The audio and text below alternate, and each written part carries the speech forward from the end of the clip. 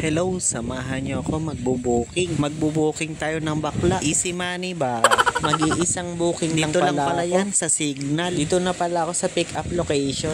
Ang tawag pala dyan, bodega. Bodega Patago daw. Ito na pala yung pipick upin ko. Aabonohan ko sana yan ng 3 plus. Sabi ko sa customer, wala ko pang abono. Kaya yung mga rider dyan, huwag kayo basta-basta magtatanggap ng pabili. Kasi dyan si scammer. Bodega pala talaga to.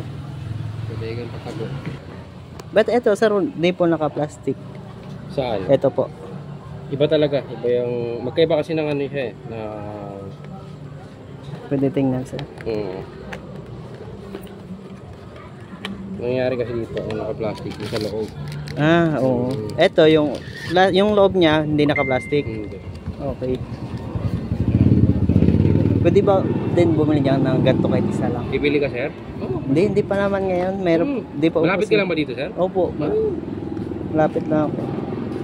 Matagal na kayo sir dito? Mga... Ay, itong vape, bago lang. Ay, vape. Pero yung mga product. Face mask ang tindahan talaga. Sir, okay na to. Sige Vape sir. na. Tama na yung usapan, tumatagal na tayo.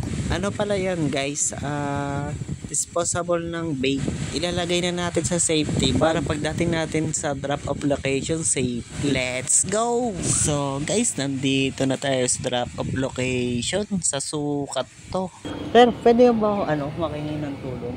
Ano po?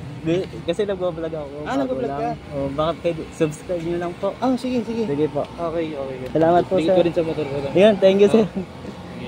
Ayun nga, humihingi pala ako ng tulong para mag 1K subscriber yung YouTube natin. Naka 300 pala tayo. Okay, uwi na tayo. Yung ibang customer ko pala, binibigyan ko ng sticker para mapabilis yung 1K subscriber natin. Kung hindi nyo pang nasusubscribe yung YouTube, subscribe nyo na.